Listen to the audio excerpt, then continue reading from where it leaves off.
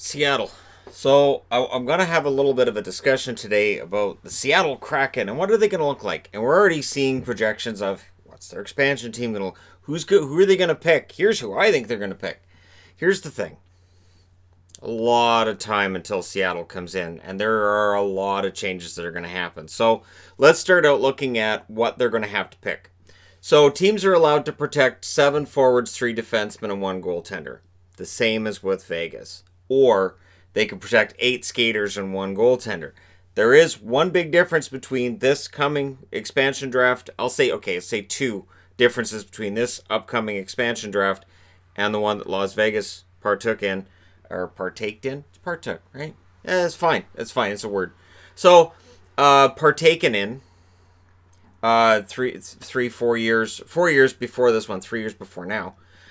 It's going to be different. So we'll come to that. Now, no movement clauses must be protected. A team can ask a player to waive his no movement clause, and as long as his name isn't Dion, he may very well say yes.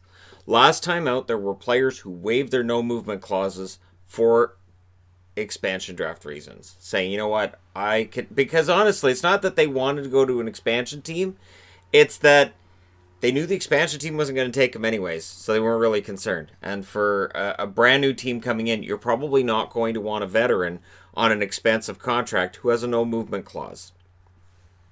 So it's probably a good bet that there's going to be no movement clauses that get waived. And this is why using the tool on cap friendly, as fun as it is to draft your own team with the cap friendly expansion draft tool, yeah, the no movement clauses mean you're probably going to see guys exposed. You're like, holy crap, he's going to be available? No, he won't. Now you must expose 2 forwards who have played, who are under contract through the following season, so through 2021, 2022, and played 40 or more games that year, or 70 games combined between the previous 2 seasons. And this is the same rules for 1 defenseman: 40 games played the previous season, or 70 games played the previous 2 seasons. And then it has to be a goaltender under contract for 2021, 2022. Or, if they're expiring, they have to be an RFA when they expire.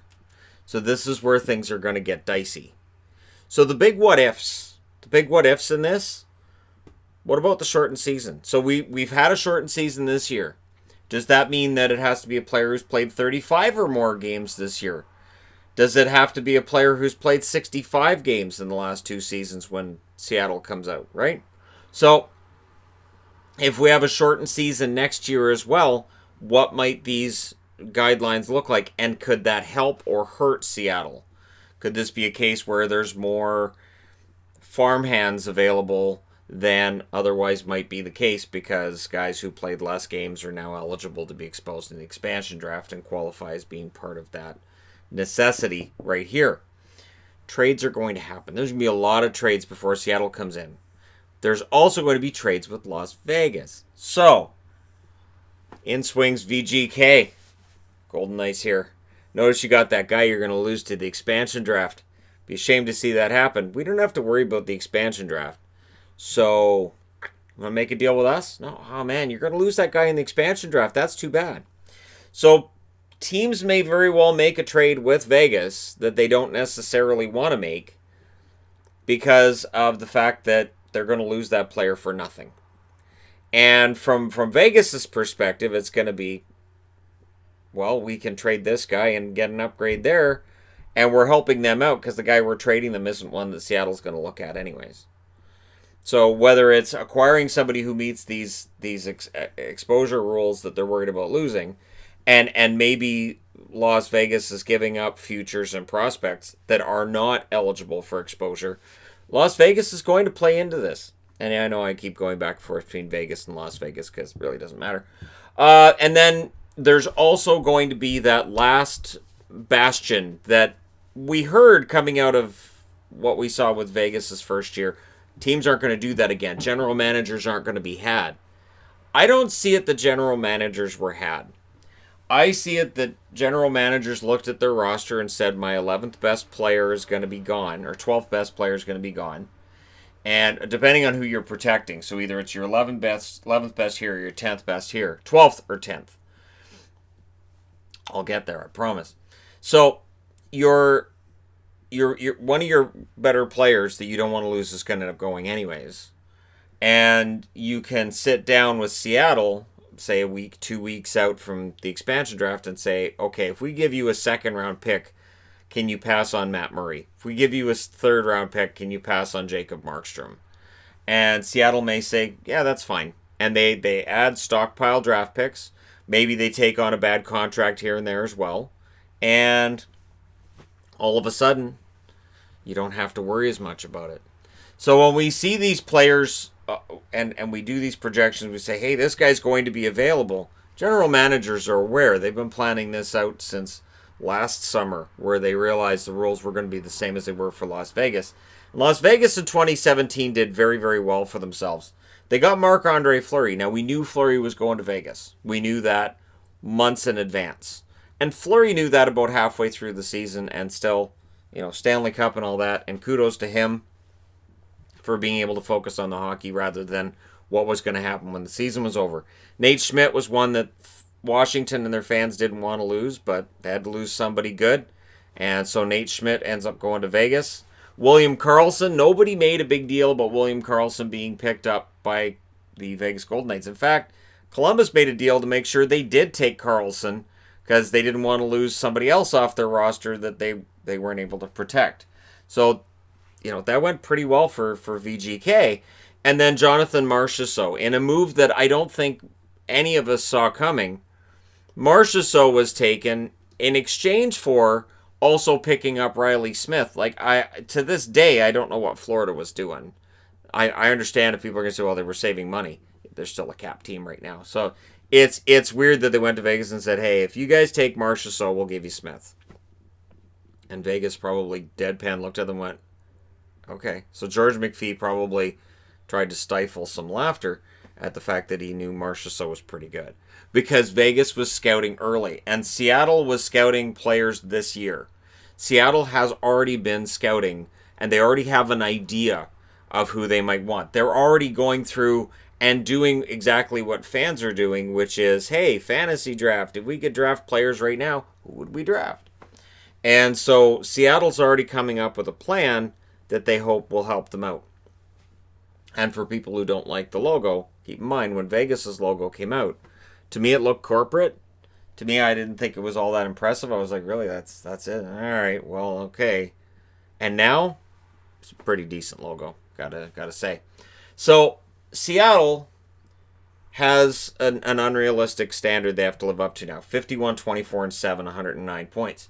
You look at the expansions before that. You look at San Jose. They had the dispersal draft with Minnesota. It was this weird thing where basically it was recreating the Seals. It's a long story. I've already done a video on the channel about it. In the dispersal draft, they get Artur Survey. And then in the expansion draft, they got Kelly Kissio, was basically the best player. I didn't necessarily put the best player up here. I just put up guys I wanted to talk about. They ended up having a 17, 58, and 5 record for 39 points. And as disastrous as that may look to you youngins out there watching it, at the time, we were all surprised they managed 17 wins. We thought that was fantastic for an expansion team because they were a brand new team and 17 wins seemed like a lot. Then 92, we get 2 new teams in. Wendell Young was the high-profile goaltender going to Tampa. Of course, Pupa would end up there and take over. Ottawa takes Peter Sudorkiewicz. And at the time, it looked like Sudorkiewicz was going to be their goaltender for a while, and that didn't happen. The Tampa Bay Lightning, 23 to 54 and 7, 53 points. Excellent season as an expansion team. Ottawa, 10, 70 and 4 for 24 points. Disastrous season. And the interesting thing is that about 6 years later, it's kind of flipped the script where Tampa was the one that couldn't get any sustained success, and Ottawa indeed was on an upswing. 1993, Florida gets John Van Beesbroek. Now, where this is interesting is Van Beesbroek had belonged to the Rangers. The Rangers didn't want to lose him for nothing, so they trade him over to Vancouver because Vancouver didn't want to lose Kay Whitmore. So they figured if they had Whitmore and Van Beesbroek, if Florida drafted first in the expansion draft, they'd keep Van Beesbroek. If Anaheim drafted first, there was some belief they were going to take Kay Whitmore, at which point Vancouver could then take Van Beesbroek and ship him wherever, because Van Beesbroek was not going to play in Vancouver. 33, 34, and 17 record for the Van Beesbroek-led Florida Panthers, 83 points. That was the gold standard before the Vegas Golden Knights came in. Anaheim, Guy Bear, 33, 46, and 5 record for Anaheim that year, and Guy Bear was a large part of that, 71 points. So both Florida and Anaheim got major hits on their goaltending, where Tampa and Ottawa the year before really hadn't. And there was a more structured defensive trapping style being played by both Florida and Anaheim that Tampa and Ottawa really didn't implement when they came into the league. 1998, so it's 5 years before we get another new team. And the talks of how diluted the league is, well, it's pretty obvious it is diluted. You go from 21 teams to 26 over a period of 2 years. 91 through 93, you've added 5 teams. 98, the Nashville Predators come in, and under the radar, they pick up Thomas Vokoun. At the time, Mike Dunham was the one that everybody talked about. Mike Dunham coming out of New Jersey, he was going to be the starter, and he was good, but Vokoun ends up being the best goaltender of all the ones they picked up. 28, 47, and 7 records, 63 points for Nashville. Good team, and seen as a competitive team, and again, trapping some wins there, some boring hockey, but they made sure they got it done. The following season, Atlanta comes in. Now, I've used the Winnipeg magnet because they ended up in Winnipeg, and part of how they ended up in Winnipeg is Kelly Buchberger is basically the really highlighting, the player that highlights who they picked in the expansion. They ended up 14, 57, 7, and 4 for 39 points. The lowest point total since Ottawa. Same point total as Anaheim, or as San Jose, I should say, way below Anaheim. And yeah, it was not a great start for Atlanta. And part of what hurt Atlanta, and then it hurt Nashville, I think, as well, and probably Minnesota and Columbus. And keep in mind, none of these teams have won Stanley Cups. Is that it was easier to protect players as this went along, and your crop of players to choose from got thinner and thinner and thinner. So by the time you get to Atlanta, it was table scraps they were picking from. And really, in all honesty, and I'm talking about in comparison with what the Vegas Golden Knights had. Vegas Golden Knights had some pretty darn good players to pick from. Seattle will as well. But I think Atlanta was partly doomed because right out of the gate they were given a terrible team. So when I see people saying, well, it's not fair because Vegas got a good team right out of the gate, I counter with, well, yeah, but if you have a really horrible team off the start and it's going to be 4 or 5 years before you're competitive, and you're in a market that's not a traditional hockey market, you may not get a foothold. I think Atlanta's the cautionary tale there. Now, in 2000, they went back to Minnesota, which was good because they never should have left Minnesota. Thanks, Norm Green. And Columbus comes in. And Columbus and Minnesota, both teams that are still waiting on that big Stanley Cup Finals run. Minnesota had the run in 2003. Columbus won their first round last year. So both teams definitely still looking for some success. But as expansion teams, they didn't do badly. Minnesota's highlight in 2000 was grabbing Mike Vernon, who they then traded to Calgary, which caused Mike Vernon to go, pardon? That's not what he said. They went 25, 39, 13, and 5 for 68 points. Minnesota went with a younger team than did Columbus, but the results were very similar. Columbus grabbed Jeff Sanderson, being the biggest name that they had. 28, 39, 9, and 6 record, 71 points. And where Columbus ends up stumbling is that Mark Denis was seen as being a goalie of the future type, and it just didn't quite work out for him with Columbus. When you look at the expansion teams on this side, and then you look at these two on this side, the biggest difference is going to be Seattle, much like Vegas, have a choice of much better players. Seattle and Vegas paid a combined over $1 billion. $1.15 billion between the two of them. And over here, I think the top is $100 million. I think that's what the expansion fee was. It was $80 million. It was $80 million for Minnesota and Columbus. And then we get to $500 million with Vegas, $650 million with Seattle. You get what you pay for. So I think what the NHL's plan is simple. Give Seattle a good team right out of the gate. Have them competitive. The days of a team coming in and not being any good are done. If you look at this board, San Jose, they've never won a Stanley Cup. Tampa had one in 2004. Ottawa's never won a Stanley Cup. Florida's never won a Stanley Cup. Anaheim had the one in 2007. No cups for Nashville. No cups for Atlanta, who are now Winnipeg. And none for Minnesota and Columbus. It is hard to sell the dream when you look at all those expansions and you say, well, out of all those teams, 2 of them have one Stanley Cup to their name. And you can say, well, that there's been some bad management along the way, sure, but you're kind of kneecapping a team right at the beginning by giving them a bad roster. And yes, I'm wearing a Cthulhu jersey because to me these are now Seattle jerseys because Kraken. Until there's Kraken jerseys, the Cthulhu jerseys I have in my collection are now officially hockey jerseys.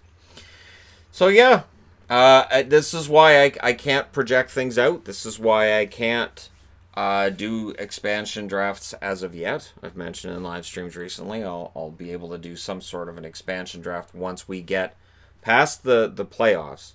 And once we get to the offseason, we see free agency, how that works, and we start seeing trades. Then we can start seeing how things are forming when it comes to who's going to be available.